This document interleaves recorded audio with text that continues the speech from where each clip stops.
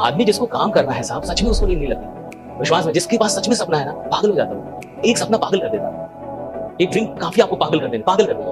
और जब तक वो आपको मेरा बेचैनी होगी, अंदर में बेचैनी होगी, बेचैन होता है, उसको लगता है कितनी जल्दी सुबह हो जाए, उसको लगता है कितनी जल्दी सुबह हो जाए और मैं बाहर निकलूं या बात करूं या काम करूं, उसको ऐसा लगता है। एक और प्राणी है जिसको लगता है कि इतनी जल्दी सुबह क्यों हो। अलार्म बजता भी है तो उसको भी वो सुलाता है कि तू भी सो, डू नॉट डिस्टर्ब, और मैं भी सोऊंगा, मिलके सोएंगे। अलार्म उसी ने लगाया था साहब, स्नूज भी वही कर रहा है, इतना नालायक आदमी। कमिटमेंट उसी ने ली थी कि मेरे को जगने का है, और जब जगने की बारी आई तो खुद भी सो रहा है, उसको भी सुला रहा है। ऐसे आदमी को आप कहां लीडर बनते हुए देख पाएंगे, जो अपनी बातों पे पक्का नहीं है, जो इतनी छोटी बात पे पक्का नहीं है कि कल मुझे जगना है। खुद उसने डिसाइड किया है, रात में वही डिसाइड किया था मेरे को जगने का, और जब जगने की बारी आई तो आलस आ रहा है, जब जगने तो उसमें अंदर कमिटमेंट नहीं है। ऐसे आदमी से क्या विश्वास करेंगे कि ये कुछ बड़ा करेगा जीवन में। जो एक छोटी सी बात को पूरा नहीं कर पा रहा, वो बड़े वादों को क्या घंटा पूरा कर पाएगा साहब, तो क्या पूरा करेगा बड़े वादों। 1937 में जापान के एक साइकिल के मैकेनिक ने पाई पाई जोड़कर खुद की पिस्टन रिंग बनाने वाली कंपनी तोकाया सीकी शुरू की।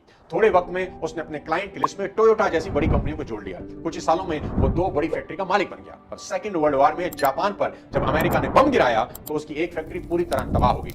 उसने सोचा कि चलो एक तो बची है अपने पास, उससे काम चल जाएगा। पर अगले साल भूकंप में दूसरी फैक्ट्री तबाह हो गई।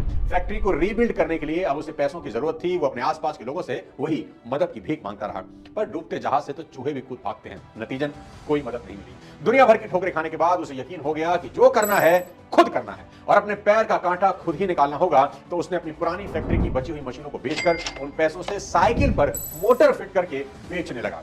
थोड़ा बहुत मुनाफा हुआ। धीरे धीरे उसने इस छोटे से काम को मोटरसाइकिल बनाने की फैक्ट्री में कन्वर्ट कर दिया। और इतिहास गवाह है कि जब कोई इंसान मदद और सहारे की उम्मीद छोड़कर खुद कुछ करने की ठान लेता है तो दुनिया की कोई ताकत उसे रोक नहीं पाती। और ठीक ऐसा ही हुआ। बर्बादी की चिता पर लेटे हुए उस आदमी ने अपने दम पर 35,000 करोड़ की कंपनी खड़ा कर दी। और उस आदमी का नाम था सोइचाइरो होंडा, जिसकी कंपनी को आज पूरी दुनिया होंडा के नाम से जानती है। इसलिए इस इंतजार में कभी मत बैठना कि कोई आएगा और तुम्हें नदी पार कराएगा, बल्कि तैरना सीखना, अपनी नाव खुद बनाना और गहरे पानी में बिना डरे उतर जाओ और पूरी दुनिया जीत लेना।